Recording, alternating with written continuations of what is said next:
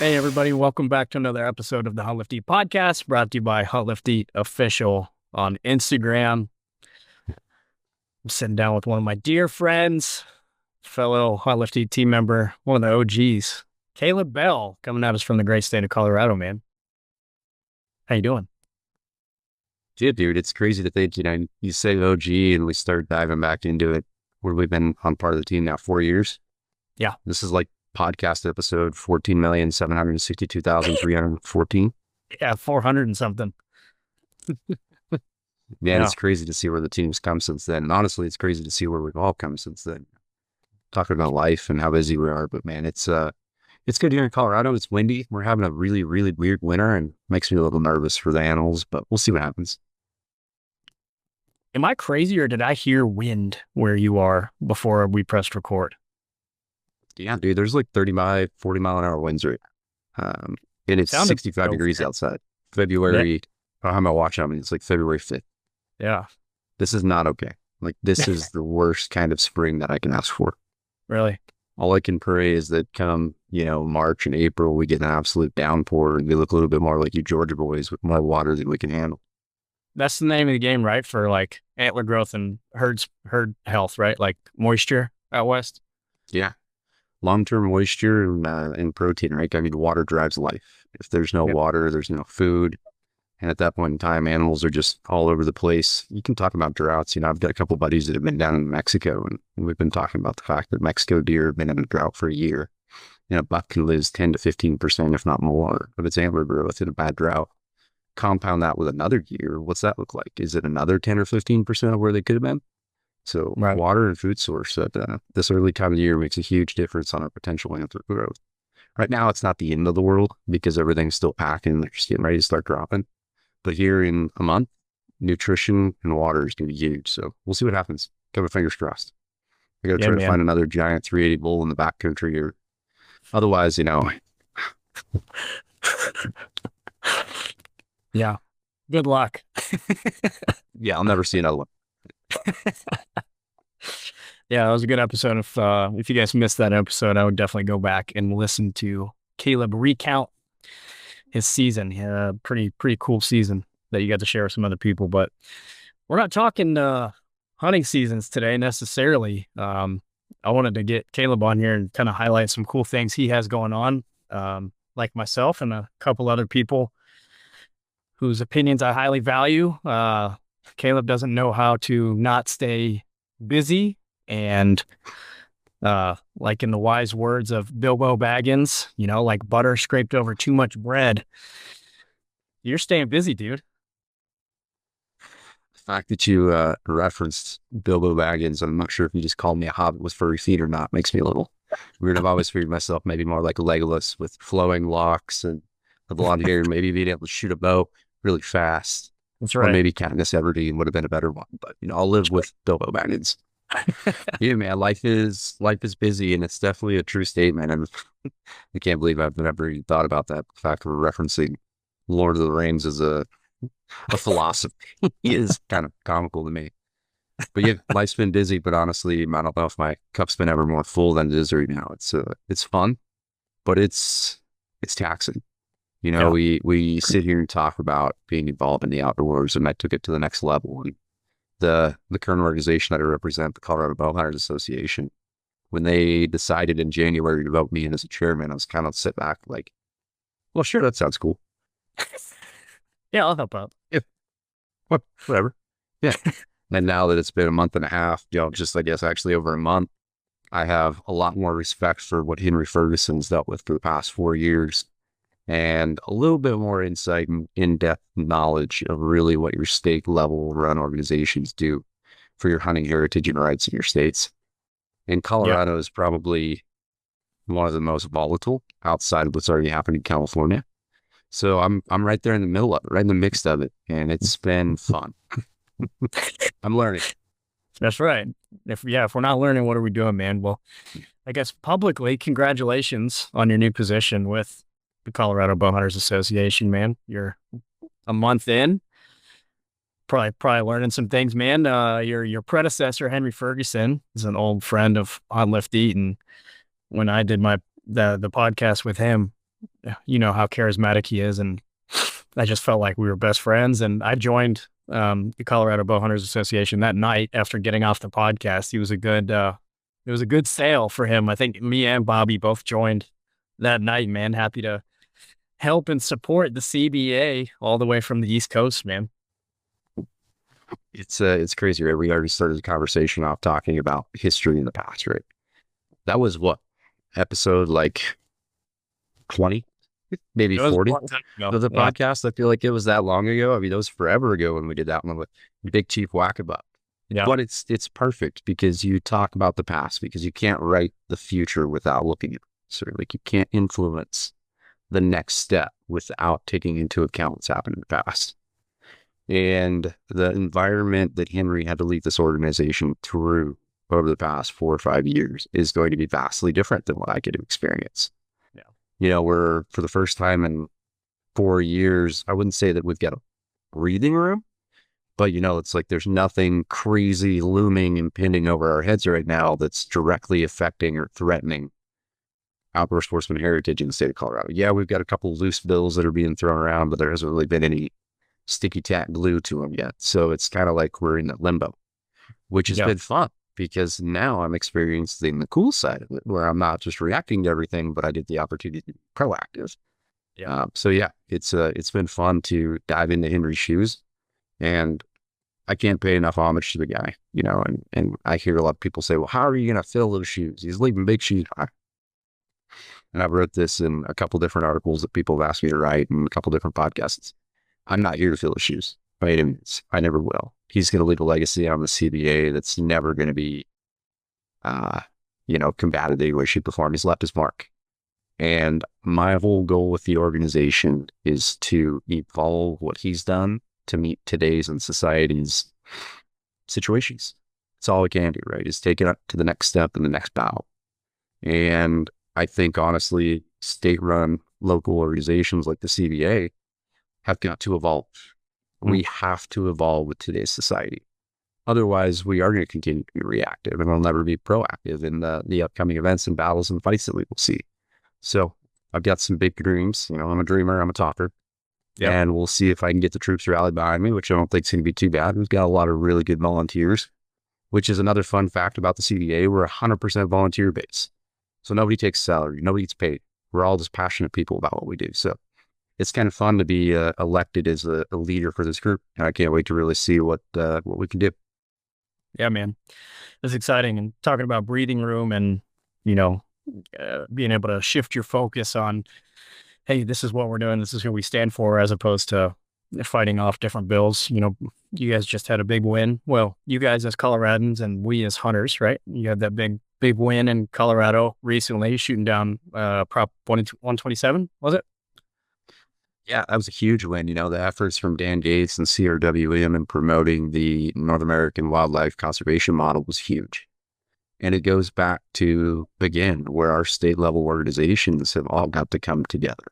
I think it was a great example of where you saw the Outfitters Association, the CBA, Elk Foundation, how we all rallied.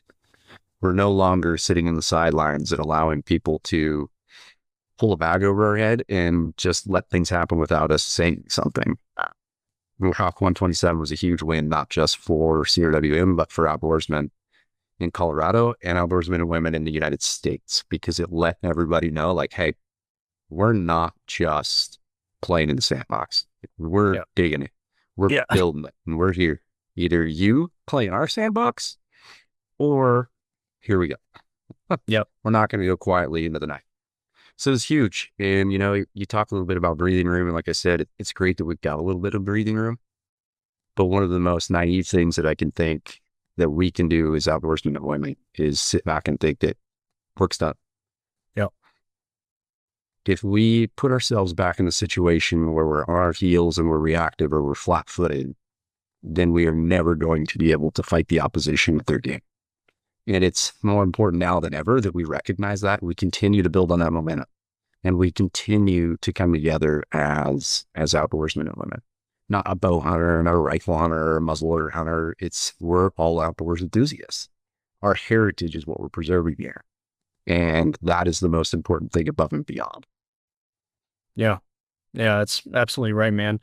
It's not sure, small victory shooting down that, prop, but that certainly doesn't mean there's not going to be dozens or a myriad of other ones keep coming back from the opposition time and time again, right? And they seem to be better funded and more unified, to be honest, which makes it a tough fight for hunters and outdoorsmen in general. Oh yeah, definitely. And I think the biggest thing that we lack as a group of individuals is we kind of get comfortable, right? Like we get comfortable in the fact that we get to go draw a tag every year and we get to go hunt somewhere and we get to do this stuff. We get comfortable with that because it's never something that's really been threatened, right? So now it's at the point where we have to realize that it is reality. Like this is who we are and what we have to do now in order to preserve what we want to do. It's no different than your right to vote. It's no different than your privilege to drive a car because you work a job that pays your bills. Like Mhm. there's nothing different here than fighting for what it is you believe in. And I think the narrative's going to not necessarily change because there's always going to be somebody trying to oppose us, but you're going to hear us come together as a united front. And it's no longer we're going to go quietly into the night. And I think that those folks outside of Colorado need to be hearing and seeing what's happening here in Colorado. Um, I don't know why. Actually, we all know why Colorado is the forefront of all this crap. Yeah. Um, but it's going to happen in Wyoming. It's going to happen in Nevada. It's going to happen in Arizona. It's just a matter of when. And if people can rally behind and see what we've done here in Colorado, there's a better chance that it's not going to get to the level that it did here. Yeah, absolutely, man. Unfortunately, it'll be a shared experience among states for sure, right? Colorado doesn't get to be unique in that situation. With regards to any listeners who may not be familiar with kind of the Colorado Bowhunters Association, and maybe this will translate into a couple um, listeners joining the CBA, or maybe it's a follow on Instagram or whatever. Can you kind of give us a rundown of what the CBA does, stands for? Like, what's your mission statements? What's y'all's objective? Yeah, of course, man. That's the easiest part. We're bowhunters. Just kidding. I wish it was that simple. It'd be a very easy conversation if I could just sum it all up into like three little words like that. Yep. The CBA was originally founded something about, what was it, 70 years ago, 1970. So yeah, we're running almost 54 years as an organization here in the state of Colorado. So we've been around for forever. This year is actually the 49th annual statewide banquet, which is a huge deal for us as we continue that. But the biggest thing about the CDA has always been preserving the rights of bow hunters. And where we've started to evolve that is to focus again more on the sportsman in general and the sports aspect behind bow hunting and preserving bow hunting, not just from hunting, but from archery in general. As we continue to grow and we continue to develop what we're doing, we're focusing on youth outreach programs and getting kids in underprivileged areas introduced to the sport of archery. So that way archery isn't just brushed under the rug in a decade because there's always a potential for it. And it's hard to say I love that we're the Bowhunters Association, but I care about influencing a future Olympian as just as much as we do a bow hunter. It's all about the sport of archery for us. And with being a grassroots organization starting back there in 1970 and to where we are today, we went from being a small group of folks that kind of got together and talked about hunting and really focused at the state level representation for bow hunters to where we are today. And that is a voice for the Republic and a voice for the folks who are involved in the outdoors. And we're not afraid to show it. Yeah. We've stanced and we've put ourselves in a situation where we're allowed to take our gloves off and talk the conversations at a hard level. In a nutshell, the CBA has went from being the good old boys club to being probably the number one voice in the state of Colorado for preservation of our outdoor heritage revolving around bow hunting and just heritage in general. It's been fun, and I can't wait to see where we take it over the next decade, because honestly, this is just the start and just where we're coming from. And, I'm partnering up with different statewide organizations like BOW out of Wyoming. I want to share this stuff nationwide. I want to show folks who we are and how we've succeeded. And I want to take these youth outreach programs to statewide levels just outside of Colorado. I'm going to turn this stuff national. Let's do it. Let's get invited to that. We're talking about being busy. Well, let's get busy. Yeah. Love it. But it takes a dedicated group of folks being a volunteer organization. And I think that's probably the most unique aspect about us is we're 100% volunteer side of it. So the folks that you see running our banquets and running our youth outreach programs and our outreach programs outside of youth involvement, those folks just care about the sport. There's nothing in it for them other than coaching, developing, and educating those around us, which is probably the most important thing that we can do as people in general, right? If we're not educating or growing those around us, what are we doing? Yeah. Can't take that shit to the grave. We've got to coach. We've got to take it to other people. We've got to expose people to what we love. And that's where the CBA comes into play. Yeah. Yeah, absolutely, man. Ballpark for me, how many folks are involved on the volunteer side of CBA? How big is the organization internally? So we've got a pretty small executive board. We run about 10 folks deep, and the executive board consists of standard, operating folks like the chairman, the treasurer, nothing exciting outside of that. Then we run into our regions, which are actually being revamped right now. We're going to recenter those around 5 regions in the state of Colorado. Underneath each one of those regions, you have area representatives who are like the boots on the ground guys. And then you've just got our typical membership. So from a volunteer side of it, we're at about 200 to 250, pretty well actively engaged in the outdoors. And then from the membership side, I can't even remember the last number that we're at, but I know we keep growing more rapid than I can count, which is good because that means I have to count a lot of people's toes and fingers because obviously I can't just count and calculate. Yeah, that's fantastic, man. I love that. And you guys put out a great publication. Yep, that's a huge benefit of being a member. And again, here's visions of grandeur, right? Part of being a member with us is you're automatically enrolled in our publication, which is actually moving to a quarterly magazine, which will be a little bit longer, a little bit more in depth and cover from a few more topics. But we've pulled in an absolutely phenomenal design staff and magazine staff that pulls in articles from not just bow hunting, but from all over the states to talk about hunting in different units, locations, states, method types, planning, prepping, everything that you can think about to do with archery. And then a big part of that is our member benefits. As we continue to grow the organization over the next 12 months, our member benefits are going to go through partnerships with specific brands, things like that. So our membership really just kind of gets it back tenfold. And for $40 a month, $40 a year, not $40 a month. I don't understand why you wouldn't be a member. Yep. You get that back just in discounts. Yep. Yeah. And if you don't, you're not taking full advantage. Yeah, it's a steal, man. It's a phenomenal value.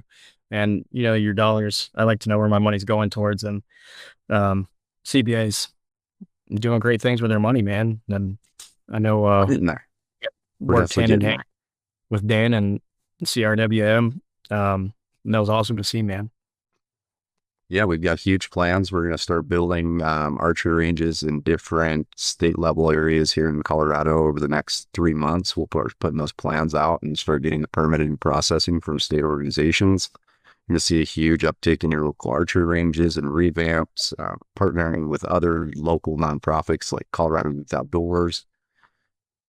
Money is great, right? Like every organization needs it to run, but being a volunteer base, it means that we just get to take all these things that we fundraise for and we get to go, let's give Colorado Youth Outdoors money to do XYZ. Let's help out CRWM and focus on the push to the legislative level. Let's go build 50 archery ranges and teach people how to shoot bows. Yeah. Yeah. This is the kind of stuff that we need to do. So it makes it a little bit easier for us. Yeah, man. That's cool. All good things, man. And always like highlighting folks who are fighting the good fight, man. Can you tell us a little bit about your banquet? Because I'm thinking about coming out for it. You would be definitely missing out if you didn't show up for it. So the banquet's something that I've been personally involved with for the past 3 years, and it's kind of been one of those things that I love. Co-chair with John Cannon out of the Northeast Region lead for the CBA. And our banquet is unlike any other banquet that you're ever going to go to because we kind of take it a little bit on the extreme side. We usually bring in about 300 big game trophy species representations from all around the world. And we showcase them and display right in front of the middle of the stage. You've got everything from world record Pope and Young muskox to 390-inch bull elk taken with a bow. Like we take in anything and everything and we put together this huge big game display that sits up there during the entire banquet, which is one of the coolest parts of the whole thing. It sucks because now I got to be the guy up there talking and I don't just get to sit there and gawk over all the animals. Now I got to be the guy on the stage. But I can definitely tell you I'm going to get lost in translation a few different times when I'm up there staring at it. But that's just one part of what we do. It's a 2-day event. We bring a bunch of folks together the night before and talk about hunting, our goals for the future and things that we like to do. But Saturday, the big banquet's when everything happens. We bring in some of the industry's best professionals and we do small class seminars. Like this year, I've got Seek Outside out of Grand Junction coming to do a DIY caribou seminar. They're going to teach you anything and everything for you to go to Alaska and do it yourself. These guys have been 5 or 6 times and they absolutely kill them. They slay. And Ryan Sapino over there with Seek Outside is huge into it. So he's going to nerd out. That's going to be great. All the way up to world champion elk callers from Mile High Up Game Calls, which we've had on podcasts. I can't remember if we did a podcast with those guys actually. Yeah, I think we did, right? Oh yeah. Yeah. They've gotten seminars for our team as well. Yeah. But yeah, like Mile High No Game Calls, you're going to hear from world champion elk callers on how to talk to an elk. And I will tell you there's an art and I will never be able to do what Tom does, but I promise you I will squawk, squeak, and holler until I can pretend to.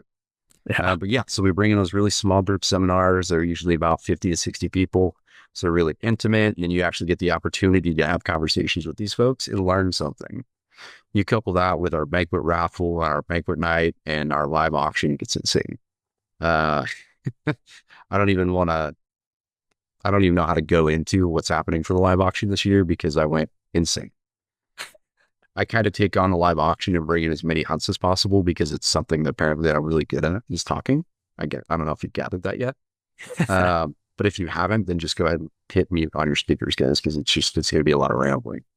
Like our live auction, I've got 20 hunts. I'm not the guy that just brings in, let's go get 20 mule deer hunts. I'm the guy that's like, hey, I want the entire North American deer slam at the auction. Somebody wants to go shoot a blacktail? Boom, I got a blacktail on. Yeah. Somebody wants to go to Texas and shoot an aoudad? Here you go. I do one for you. You trying to close out your big 5 in Africa? Oh, why don't you come bid on my Mozambique leopard hunt that I've got at the auction? Like I'm that guy. Yeah. And this year we've got everything from probably one of the most sought after coos deer hunts in North America with Diamond Valley Outfitters, all the way to a Mozambique leopard with a bow. Like I've got everything in between from gators and coos deer, mountain lion, you name it, we got. It's gonna be fun. I can't wait to do that one. I love the live auction part because I get up there with the auctioneers and I go wild. I'm just like, I have no idea what you're saying, but it's fun. Then I've got about $12,000 worth of gear that we're going to be raffling off through the night that I partnered up with Shields and a couple other local organizations that have been huge in the donation side of it. So it's going to be fun. That's unbelievable. How do folks like myself, if they wanted to attend, how do they do that? Super easy. You just go to the Colorado Bowhunters Association website. You click the events, you go to the banquet, and you pick what you want to do. We do everything from individual tickets to family tables to corporate level sponsorships. Kind of a little bit of everything in between, right? Corporate level sponsors, if they want to get involved, I do a few different things special outside for those guys because they definitely do help us with our fundraising side of it. So there's a lot of different options to jump in there. It's good to know. Listeners, Bobby, if you're listening, we're about to text you as soon as we get off here because we're gone. Deal. I've already got a table for you guys.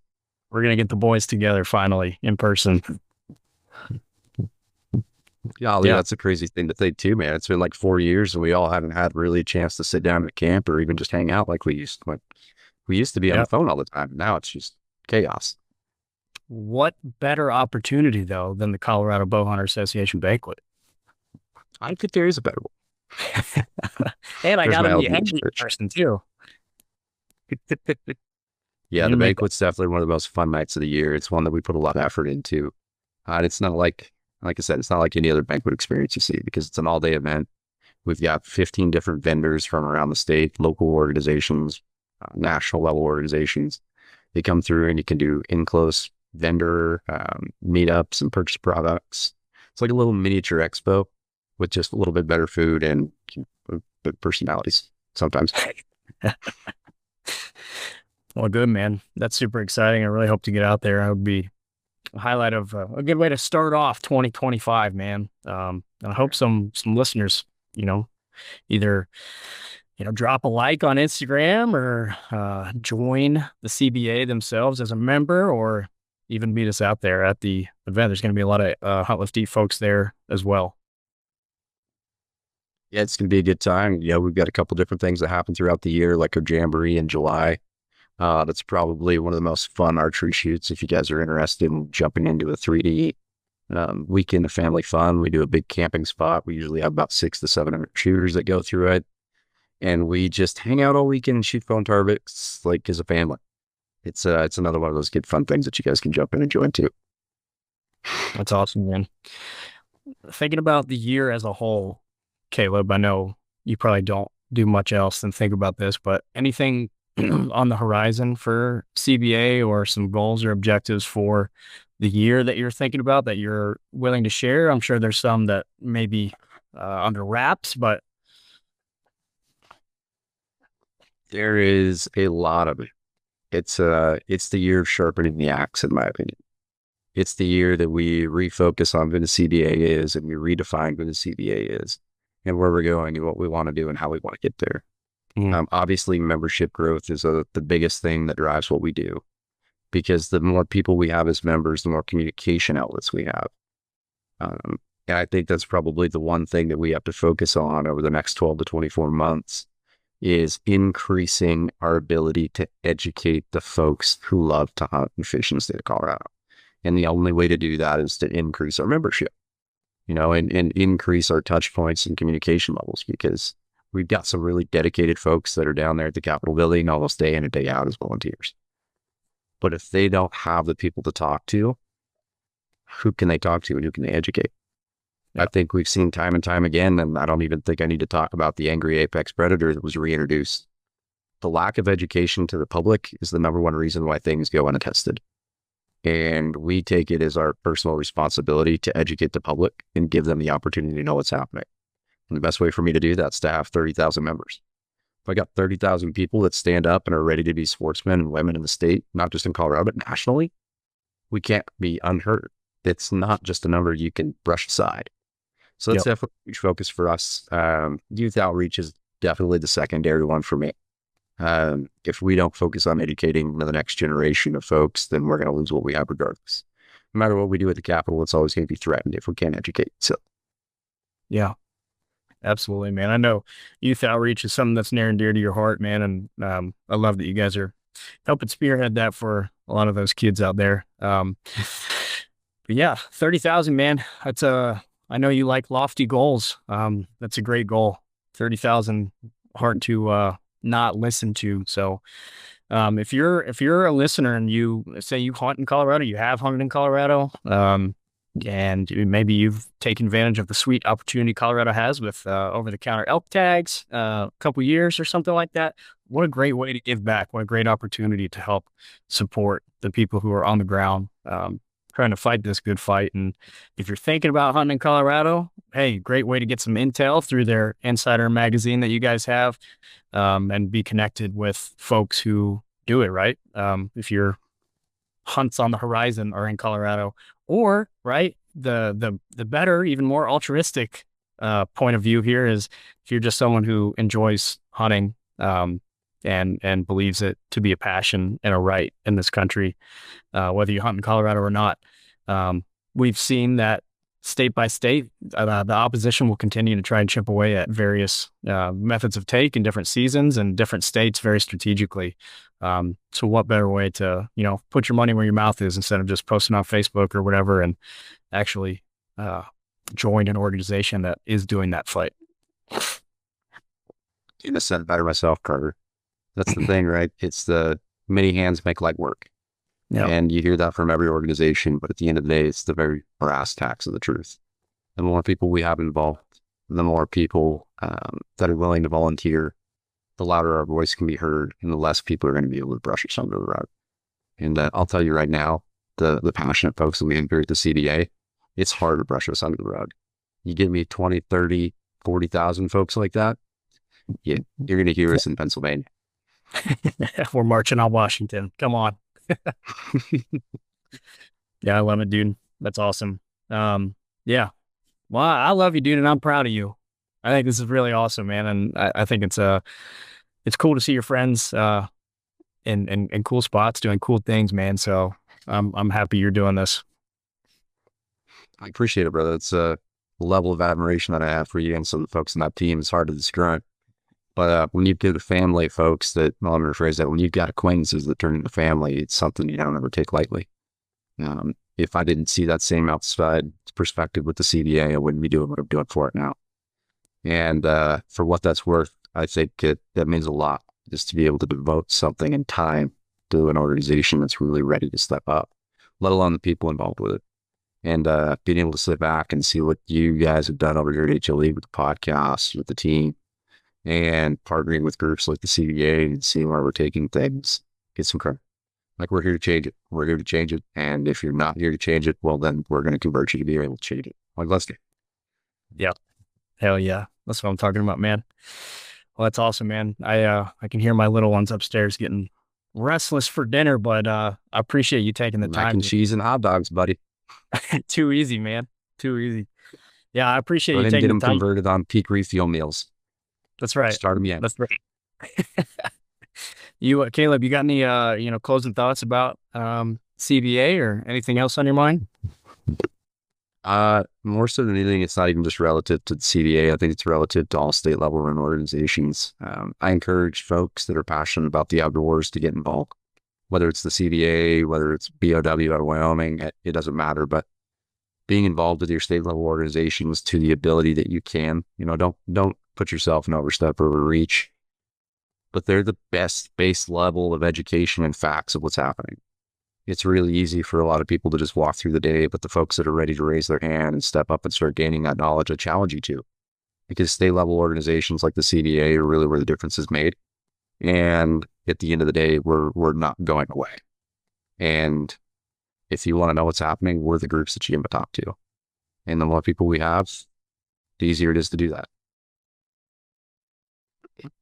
Absolutely, dude. And we'll be sure to link in the show notes and on Instagram. We're going to link the CBA's website. We're going to link Instagram page and encourage folks. That's our call to action. Check it out. Just check it out if you're curious, right? See if that wets your whistle. Join up as a member or drop a follow on Instagram and see how you can support. Appreciate it, brother. Yeah, man. Of course. Appreciate your time. And listeners, as always, we appreciate the hell out of you guys. We'll talk to you next week.